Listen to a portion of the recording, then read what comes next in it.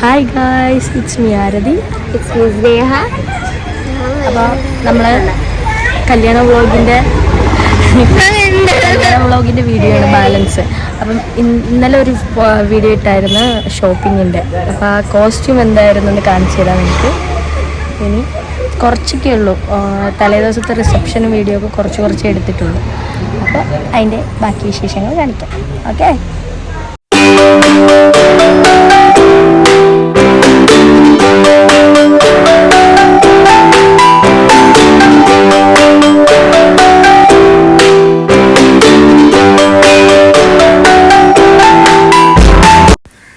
ഞങ്ങളുടെ കുറച്ച് ഷോയൊക്കെ കഴിഞ്ഞതിന് ശേഷം ഞങ്ങൾ നേരെ വണ്ടി കയറി.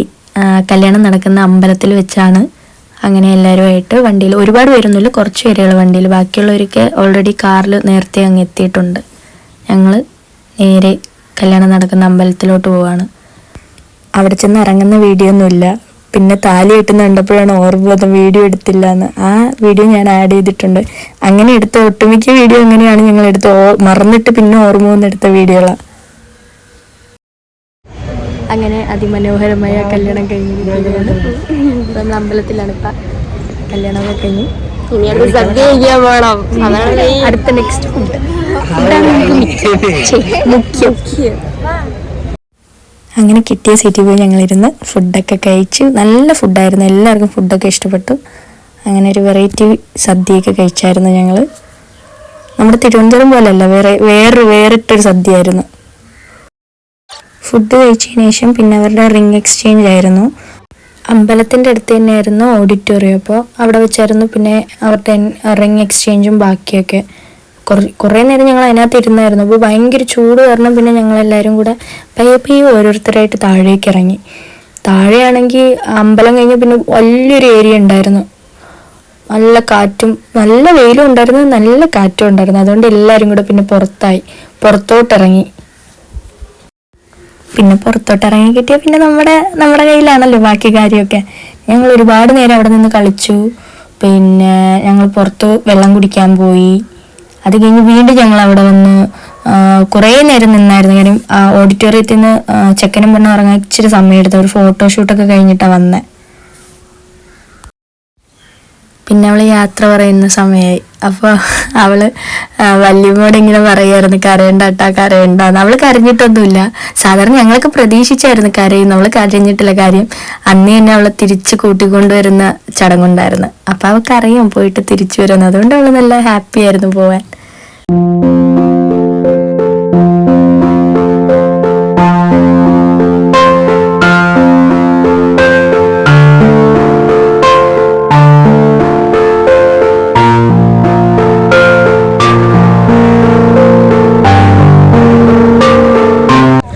അപ്പോൾ ഗായ്സ്, അവരെ കല്യാണമൊക്കെ കഴിഞ്ഞാൽ അവർ കോട്ടയത്തോട്ടാണ് പോണത്. നേരത്തെ വൈകിട്ട് നമുക്ക് പാർട്ടിക്ക് കോട്ടയത്ത് വെച്ച് കാണാം.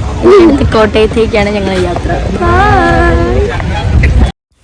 അടുത്ത യാത്ര കോട്ടയത്തേക്കായിരുന്നു. വീട്ടിൽ പോയി ഡ്രസ്സൊക്കെ ചേഞ്ച് ചെയ്ത് പിന്നെ ചെക്കൻ്റെ വീട്ടിലോട്ട് പോകാൻ. അപ്പം എൻ്റെ വീട് കോട്ടയമാണ്. അപ്പോൾ അവിടെ പോകാൻ വേണ്ടിയിട്ട് എല്ലാവരും റെഡിയായി വണ്ടിയിലൊക്കെ. നെക്സ്റ്റ് അങ്ങോട്ട് ഒരു 2-3 മണിക്കൂർ യാത്ര. അവിടെ എത്തിയപ്പോൾ തീരുമാനമായി. വണ്ടിയിലിരുന്ന് കാലൊക്കെ വയ്യാതായി, മസിലൊക്കെ പിടിച്ച് മൊത്തം സീന്. എന്നാലും കുഴപ്പമില്ല, കുറച്ചു നേരമല്ല, ഒരുപാട് നേരം ഉറങ്ങി. ഈ പോകുന്ന വഴിയൊക്കെ ഞങ്ങൾ ഉറക്കമായിരുന്നു. അപ്പം നമ്മൾ കോട്ടയത്ത് ചെറുക്കൻ്റെ വീട്ടിലെത്തിയിട്ടുണ്ട്. അപ്പോൾ ഫുഡടി അടുത്ത്. ബൈ. പിന്നെ ഞങ്ങൾ ഫുഡൊക്കെ കഴിച്ച്, അപ്പവും സ്റ്റൂ ആയിരുന്നു, നല്ല ഫുഡായിരുന്നു. ഫുഡൊക്കെ കഴിച്ച് ചെറുക്കനെ പെണ്ണിലേക്ക് വിളിച്ച് ഞങ്ങൾ തിരിച്ച് ഞങ്ങൾ ഇറങ്ങിയില്ല. ഞങ്ങൾ നേരെ ഇവിടുന്ന് കോട്ടയത്ത് തന്നെയാണ് ഞങ്ങൾ ഇറങ്ങിയത്. ഞങ്ങൾക്ക് കോട്ടയത്ത് നിന്നായിരുന്നു ബസ് കിട്ടാൻ എളുപ്പം. പിന്നെ ഇതെന്നെ കണ്ട് പേടിക്കേണ്ട, എൻ്റെ കാല് മസിൽ ഓടിച്ചതാണ്. പിന്നെ ഞങ്ങൾ നേരെ ബസ് സ്റ്റാൻഡിലെത്തി. കോട്ടയം ബസ് സ്റ്റാൻഡിൽ നിന്ന് ബസ് നോക്കി നിൽക്കുമായിരുന്നു.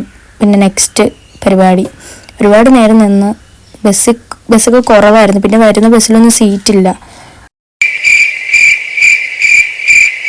വെയിറ്റ് ചെയ്ത് അവസാനം ബസ് കിട്ടിയപ്പോൾ പിന്നെ ലഗേജൊക്കെ എടുത്ത് ഓടി സീറ്റ് കിട്ടണമല്ലോ. എവിടെയൊക്കെ പോയി സ്പ്ലിറ്റ് ആയിട്ടായിരുന്നു.